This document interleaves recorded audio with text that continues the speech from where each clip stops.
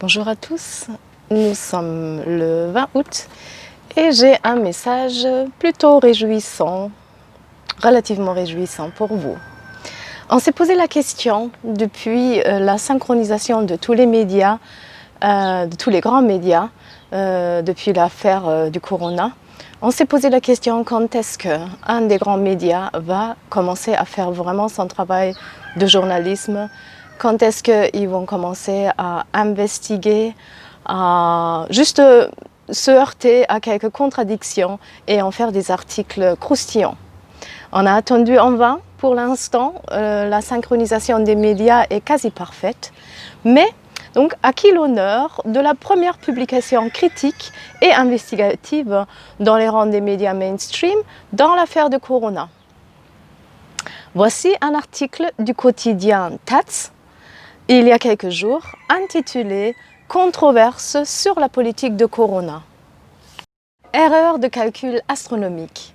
La politique s'est appuyée sur les conseils de trop peu d'experts dans les mesures prises contre le coronavirus. Ce qu'il faut, c'est un large éventail d'experts. Selon des enquêtes, une grande partie de la population allemande est d'accord avec les mesures gouvernementales contre le coronavirus.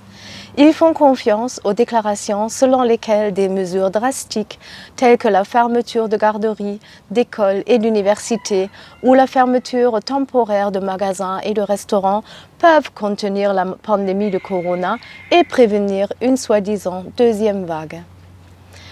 La majorité des médias et une grande partie de la population pensent que c'était les mesures de verrouillage du gouvernement qui étaient à l'origine du fait qu'il y a, entre guillemets, mais seulement un peu plus de 9200 morts de Covid-19 en Allemagne. D'autres explications sont à peine discutées, comme le fait que non seulement un virus, mais aussi des facteurs tels que la capacité et la qualité des systèmes de soins et de santé et les conditions socio-économiques d'une société déterminent le cours d'une pandémie. À notre avis, la politique et l'opinion publique ont rarement compté autant sur les conseils d'un si petit nombre d'experts qu'elles le font maintenant dans la crise de Corona. Et la question se pose de savoir si les comités d'experts sont suffisamment interdisciplinaires et équilibrés dans leur composition pour pouvoir conseiller les hommes politiques dans cette crise avec calme et sens des proportions et sans conflit d'intérêts. Après tout, il ne s'agit pas seulement d'évaluer le danger de la pandémie, mais aussi d'estimer le bénéfice réel des mesures visant à contenir la pandémie. Et enfin, il s'agit aussi d'évaluer les dommages collatéraux que ces mesures peuvent causer, non seulement à la santé, mais aussi à la société, à la démocratie, à la culture, à l'éducation et à l'économie. Jusqu'à présent, seules deux disciplines, les virologistes et les modélisateurs mathématiques, ont été entendus dans les médias et par les politiciens.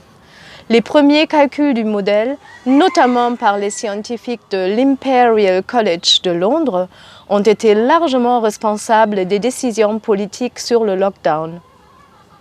Ils ont révélé qu'il y aurait 40 millions de décès dus au Covid-19 dans le monde. 1,1 million de patients en soins intensifs étaient prévus pour l'Allemagne. Corona, aussi mortel qu'une grippe normale.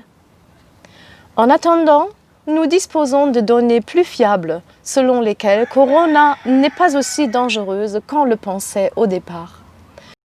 Cependant, de nombreuses études disponibles aujourd'hui montrent que le taux de mortalité par infection, donc le IFR, c'est-à-dire la proportion de décès dans toutes les infections à Corona, est de l'ordre de 0,1 à 0,3%, soit celui d'une grippe normale. Dans ces études, des échantillons aléatoires représentatifs de groupes de population ont été examinés et les personnes infectées ont été identifiées par des tests sérologiques d'anticorps. Il a été constaté que le nombre de personnes infectées par le SARS-CoV-2 est beaucoup plus important que le nombre de personnes présentant des symptômes qui ont été testées positives. Lorsque les décès liés au Covid-19 sont liés à ce dénominateur supérieur, les chiffres de l'IFR sont nettement inférieurs à ceux rapportés par l'Institut Robert Koch et l'OMS. Nous disposons maintenant de données plus fiables pour montrer que la pandémie de corona n'est pas aussi dangereuse qu'on le pensait au départ. Les projections adoptées par les responsables politiques comme base de leurs décisions reposaient sur l'hypothèse de base de certains virologistes selon laquelle le virus était totalement nouveau et que n'importe qui pouvait être infecté indépendamment d'autres facteurs, c'est-à-dire qu'il n'y avait pas d'immunité au niveau virus dans le monde entier. Mais ce n'est pas le cas. Le système immunitaire de nombreuses personnes est apparemment familier avec leurs antigènes et d'autres antigènes similaires grâce à un contact antérieur avec des virus du groupe Corona, comme dans le cas de la grippe saisonnière qui est causée par un cocktail de virus auquel les virus Corona appartiennent souvent.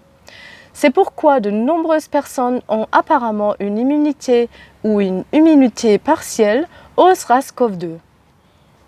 L'immunité partielle au SARS-CoV-2 explique également les longues périodes d'incubation et pourquoi seules quelques personnes sont infectées en comparaison. Beaucoup ne deviennent pas très gravement malades ou restent complètement asymptomatiques. Il est urgent que les décisions politiques relatives à la lutte contre la pandémie soient prises avec la participation d'un groupe d'experts interdisciplinaires indépendants, comprenant non seulement des représentants de la biomédecine, mais aussi d'autres disciplines pertinentes telles que la santé publique, les sciences sociales, culture et éducatives. À notre avis, un échange interdisciplinaire entre modélisateurs, virologues, immunologistes et épidémiologistes travaillant sur des questions liées à la population aurait pu épargner aux politiques et à la société des erreurs de calcul astronomiques, avec leurs conséquences encore imprévisibles. Pour l'évaluation d'une pandémie, il est fondamentalement important d'examiner à intervalles réguliers des échantillons aléatoires, représentatifs, suffisamment importants de toute la population au moyen de tests sérologiques validés de détection des anticorps afin de pouvoir évaluer correctement la dynamique de l'événement viral et l'état immunitaire de la population. C'est la seule façon de calculer plus précisément le risque d'infection pour les personnes, en fonction de leur âge et de leur groupe social. Cette méthode de travail en épidémiologie, basée sur la population, permet de vérifier les projections, les prévisions et les hypothèses des modèles à l'aide de données obtenues de manière empirique. Dès le début de la pandémie, il a été demandé à des épidémiologistes comme l'Américain John Ioannidis, professeur à l'Université de Stanford en Californie, d'étudier des échantillons représentatifs de la population afin de parvenir à des taux de mortalité réalistes et à une évaluation réaliste du danger de cette pandémie. Dans l'intervalle, il a présenté une revue de 36 études de ce genre, réalisées à partir d'échantillons aléatoires et de tests sérologiques de détection des anticorps dans le monde entier. Les chiffres de l'IFR obtenus dans ces derniers sont bien inférieurs aux estimations faites par certains virologistes au début de la pandémie. Le professeur Streeck en Allemagne a utilisé un hotspot à Heinsberg au mois de mai pour faire une telle étude aléatoire représentative sur une population déterminée. Et il a publié en cours du mois de mai un taux de mortalité de 0,37%. Imaginez-vous que lors de la première représentation de ce chiffre, ce n'était pas lui qui était invité dans les grands médias pour présenter son travail, mais son grand concurrent, le professeur Drosten, celui qui se distingue avec des pronostics totalement démesurés et qui s'avère aujourd'hui totalement fausses. L'échantillage aléatoire représentatif de la population allemande annoncé par le Robert Koch Institute pour le début du mois de mai est toujours en cours.